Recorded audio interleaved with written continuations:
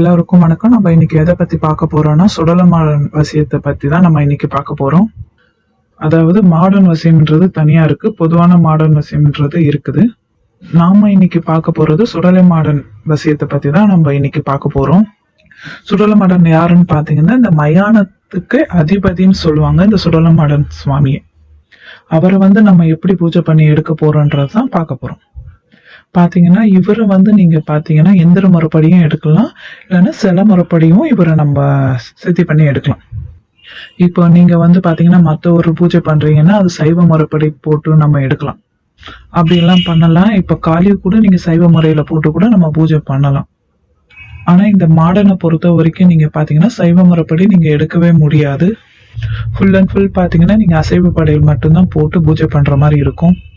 அதே மாதிரி பாத்தீங்கன்னா இந்த நீங்க பூஜை பண்ற மாதிரி இருக்குன்னா மாடன் பூஜை பண்ற மாதிரி இருந்தா இது எப்படி பண்றதுன்னா காலையில பிரம்ம முகூர்த்தத்திலும் பண்ணக்கூடாது, மாலையிலும் பண்ற மாதிரி இருக்காது. இது நடுநிசை நேரத்துலதான் இந்த பூஜை நம்ம பண்ற மாதிரி இருக்கும். இது பாத்தீங்கன்னா 10 மணிக்கு இல்லைன்னா 11 மணிக்கு மேலதான் இந்த பூஜை ஆரம்பிக்கிற மாதிரி இருக்கும். இந்த பூஜை பாத்தீங்கன்னா மொத்தம் ஒரு மண்டலம் 48 நாள் இந்த பூஜை பண்ற மாதிரி நீங்க இருக்கும். இதுல பாத்தீங்கன்னா நீங்க ஆரம்பிக்கும் போதும் சரி முடிக்கும் போதும் சரி கூலி பலி கொடுத்துட்டு அந்த பாத்தீங்கன்னா அதுல சுருட்டு பிராண்டி இதெல்லாமே வச்சுதான் நம்ம படையல் போட்டு பண்ற மாதிரி இருக்கும்.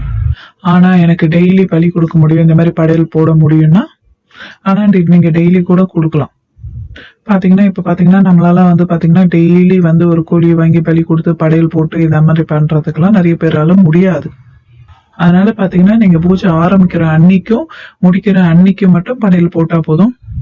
மீதம் இருக்கிற நாட்கள் அந்த இடப்பட்ட நாட்கள்ல பாத்தீங்கன்னா கொஞ்சம் கறி எடுத்து பூஜை பண்ணி அவருக்கு ஒரு படையல் மாதிரி போட்டு இந்த மாதிரி பண்ணிக்கலாம். நீங்க பாத்தீங்கன்னா இந்த இது நைட்டு பண்ண பூஜையோட படையில பாத்தீங்கன்னா அடுத்த நாள் காலையில நீங்க எடுத்துட்டு போட்டு மயானத்துலதான் வைக்கணும். நீங்க சாப்பிடுறதோ இல்ல வேற யாருக்குன்னா கொடுக்கறது அந்த மாதிரி எந்த ஒரு விஷயமும் இதுல இருக்கக்கூடாது. மயானத்துல போய் தான் நீங்க இந்த படையில முழுக்க முழுக்க என்னெல்லாம் வச்சுங்களோ அதை அங்க வச்சுட்டு வர மாதிரி இருக்கும். ஏன்னா இவர் மயானத்துல இவர் மயானத்துக்கூட அதிபதி, அதனால நீங்க அங்கதான் வைக்கிற மாதிரி இருக்கும். அது எப்படி வைக்கணும்னு பாத்தீங்கன்னா நாங்க எப்படி வைக்கணும் என்ன பண்றது அது எல்லாமே பாத்தீங்கன்னா நாங்களே உங்களுக்கு சொல்லி கொடுத்துருவோம். இதுல பாத்தீங்கன்னா நீங்க அசைவ படையல் போட்டு பூஜை பண்றீங்க, அதனால நம்ம அவருக்கு அசைவ படையல் தானே போடுறோம், நம்ம அசைவம் சாப்பிடலாமான்னு கேட்டா அப்படியெல்லாம் கிடையாது. அந்த ஒரு மண்டலத்துக்கு நீங்க அசைவம் எதுவுமே சாப்பிடக்கூடாது. இதுல பாத்தீங்கன்னா மது மாமிஷம் அதே போல மத்த எந்த விஷயம் கெட்ட விஷயங்கள்ல எதுலையுமே நீங்க இருக்கக்கூடாது. சரிங்களா? இந்த பூஜையில பாத்தீங்கன்னா நீங்க அடுத்த ஒரு வீட்டுக்கு கூட போகக்கூடாது. அடுத்த ஒரு வீட்டுல போயிட்டு தண்ணி கூட வாங்கி இதுல குடிக்க கூடாது. நீங்க கடையில வாங்கிக்கலாம், தாராளமா வாங்கி குடிக்கலாம். இதுவே நீங்க பாத்தீங்கன்னா இல்லைன்னா வீட்டுல இருந்து கூட கொண்டு போகலாம். நீங்க முடியாத பட்சத்துல நீங்க போய்க்கலாம். இப்ப உங்க வீட்டுல ஒரு கல்யாண ஃபங்க்ஷன் வருது, அப்போ அந்த மாதிரி நேரத்துல நீங்க சாப்பிட்டுக்கலாம், ஒன்றும் பிரச்சனை கிடையாது. இவரை பொறுத்த வரைக்கும் பாத்தீங்கன்னா நம்ம எவ்வளவுக்கு எவ்வளவு கட்டுக்கோப்போட இருக்கீங்களோ அவ்வளவுக்கு அவ்வளவு சீக்கிரமா அவர் உங்களுக்கு சித்தியாகி வருவாரு. நீங்க நைட்டு பூஜை பண்ணிருக்க நேரத்திலேயே பாத்தீங்கன்னா அவர் அந்த இடத்துல வர்றத உங்களுக்கு அந்த உணர்வுகளை தெரிய வரும். சில அறிகுறிகள்லாம் இருக்கும், சுருட்டு வாசனை வரும், பிராண்டி வாசனை வரும். அதே மாதிரி பாத்தீங்கன்னா சலங்க சவுண்டு கேட்கும் சல் சல்னு. அப்படி இல்லைனாலும் கனவுல உங்களுக்கு அவர் சுயரூப காட்சியை கூட கொடுப்பாரு. அப்படி இல்லைன்னா கம்பீரமா ஒரு 6 அடிக்கு மேல இருக்கிற ஒரு ஆள் மாதிரி ஒரு கம்பீரமா உங்க கனவுல கூட காட்சி கொடுக்கறதுக்கு நிறைய வாய்ப்புகள் இதுல இருக்குது. இதெல்லாம் பாத்தீங்கன்னா இந்த மாதிரி சில சிம்டம்ஸ் எல்லாம் தெரிய வரப்போ இந்த பூஜை உங்களுக்கு சித்தி ஆயிடுச்சுன்னு அர்த்தம். இந்த மாதிரி ஆகும்போது பாத்தீங்கன்னா எதனா ஒரு அருள்வாக்கு சொல்லலாம், ஒரு ஆளுக்கு நீங்க விபதி எடுத்து கொடுக்கலாம், தாராளமா ஒரு கழிப்பு கழிக்கலாம். அந்த மாதிரி விஷயங்கள்லாம் இவரை வச்சு நீங்க தாராளமா பண்ணலாம். நீங்க ஒரு ஆள் உங்களை தேடி வராங்க, அப்போ அவங்களுக்கு ஒரு பிரச்சனைகள் இருக்கு, ஒரு பேய் பிடிச்சிருக்கலாம், பேசாத அந்த மாதிரி எந்த ஒரு பிரச்சனை பிடிச்சிருந்தாலும் ஒரு விபதி எடுத்து அவர்கிட்ட பூசினாலுமே நல்லா வேலை பார்க்கும். இது அவரை நினைச்சு நீங்க அந்த இடத்துல பூசணும். அவங்க நெத்தில அப்படி பூசும் போது அந்த இடத்த விட்டு அது ஓடி போகும். இப்போ உங்க இடத்துல வரவங்க ரொம்ப கஷ்டப்பட்டாங்களா இருக்கிறாங்க, அவங்க கிட்ட ஒரு முத்துன தேங்காய் வாங்கிட்டு வர சொல்லி அவரோட மந்திரத்தை சொல்லி தலையை 3 சுத்தி சுத்தி உச்சந்தையில போயிட்டு இல்லைன்னா மயானத்திலேயே போய் எரிஞ்சிட்டு வந்தீங்கன்னா உடனே பாத்தீங்கன்னா அவங்களுக்கு சரியாகும். இப்ப பாத்தீங்கன்னா சில பேரெல்லாம் கழிப்பெல்லாம் கழிக்க இதுவாக முடியாது, ஏன்னா அவங்ககிட்ட பண காசுகள் நிறைய பேர்கிட்ட இல்லாம இருக்கும், ரொம்ப ஏழையா இருப்பான். அந்த மாதிரி ஒரு நபர் உங்களை தேடி வரும்போது இந்த மாதிரி விஷயங்களை நீங்க தாராளமா பண்ணலாம். அந்த கழிப்பிற டைம்ல பாத்தீங்கன்னா அவங்களுக்கு பாவை பிடிச்சி அதுக்கு உயிர் கொடுத்து கழிப்படுத்து அவங்கள ஆத்து கூட்டி போய் குளிக்க வச்சு ஏகப்பட்ட வேலை அதுல இருக்குது.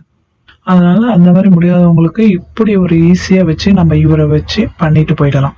அதே மாதிரி பாத்தீங்கன்னா இதுல இன்னொரு விசேஷம் என்னன்னு பாத்தீங்கன்னா, நீங்க அஷ்ட கர்மங்கள் என்ன செஞ்சாலும் இவரை வச்சு தாராளமா பண்ணலாம். இது உடனே சீக்கிரம் சித்தியாகி உடனே நடக்கும். இப்ப இருக்கிறதுலே பாத்தீங்கன்னா அஷ்டகர்மங்கள் வந்துட்டு ஒரு பெரிய விஜயவாசியம் மோகனம் இந்த மாதிரி எந்த விஷயமா இருந்தாலும் சரி, இருக்கிறதுலே பாத்தீங்கன்னா பெரிய பூஜைன்னு பாத்தீங்கன்னா மாரண பூஜை. அந்த பூஜை கூட பாத்தீங்கன்னா இவரை வச்சு நீங்க தாராளமா 3 நாள்ல சொல்லி அடிக்கலாம். அந்த மாதிரி ஒரு பூஜை தான் இந்த பூஜை. அதே மாதிரி பாத்தீங்கன்னா இவரை வச்சு நீங்க ஒரு பூஜை பண்றீங்கன்னா கரெக்டா வந்து உங்ககிட்ட ஒரு நியாயம் இருக்கணும். ஒரு ஆள்கிட்ட நீங்க 1 லட்சக்கணக்குல துடு தர்றாங்க அப்படின்ட்டு நீங்க சொல்லி வாங்கிட்டு பாத்தீங்கன்னா அவர் செய்வாரு. ஆனா திரும்ப உங்களே வந்து திரும்ப அடிப்பாரு அவரு. இப்ப நீங்க ஒரு ஆளுக்கு மாரண பூஜை பண்றீங்கன்னா அதுல ஒரு நியாயம் இருக்கணும். அவன் தப்பு பண்ணிருக்கணும். அப்போ நீங்க பண்ணீங்கன்னா அவர் உங்களை தண்டிக்க மாட்டார். நியாயமே இல்லாத ஒரு விஷயத்துல நீங்க வந்து பணம் காசு தராங்கன்ட்டு வாங்கி நீங்க செஞ்சீங்கன்னா கண்டிப்பா அவர் செய்வார். திரும்ப உங்களையும் வந்து அடிப்பார். அதே மாதிரி பாத்தீங்கன்னா இவர் எடுத்த பிறகு உங்களுக்கு ஒரு பாதுகாப்பா இருக்கும். எதை வேணுமா நீங்க பண்ணலாம் தாராளமா. அதே மாதிரி பாத்தீங்கன்னா இதுல இன்னொரு விஷயம் என்ன பாத்தீங்கன்னா இவர் உடம்புல இறங்குறதுக்கும் நிறைய வாய்ப்புகள் இருக்குது. ஆரம்பத்துல இறங்க மாட்டார். நம்ம படிப்படியா பூஜை பண்ணிக்கிட்டே இருக்கும்போது கண்டிப்பா உங்க உடம்புலயே அவர் இறங்குவாரு.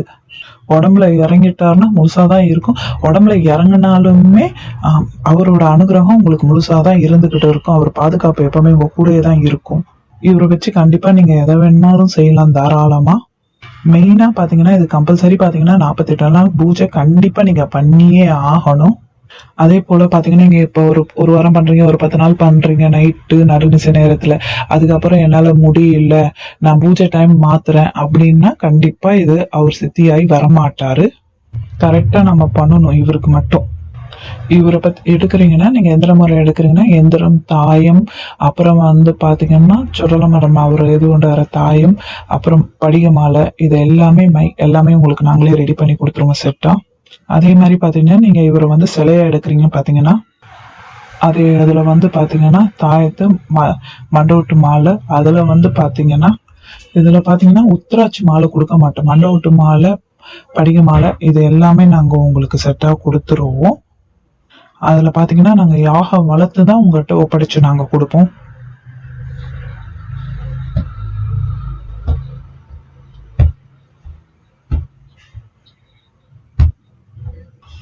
இதுல யாக வளர்த்து எல்லாமே ரெடி பண்ணி தான் நாங்க உங்களுக்கு கொடுத்து உங்க உடம்புல இறக்கி தான் நாங்க கொடுப்போம். யாருக்கு தேவைப்படுதோ நீங்க தொடர்பு கண்டு பேசுங்க. நன்றி, வணக்கம்.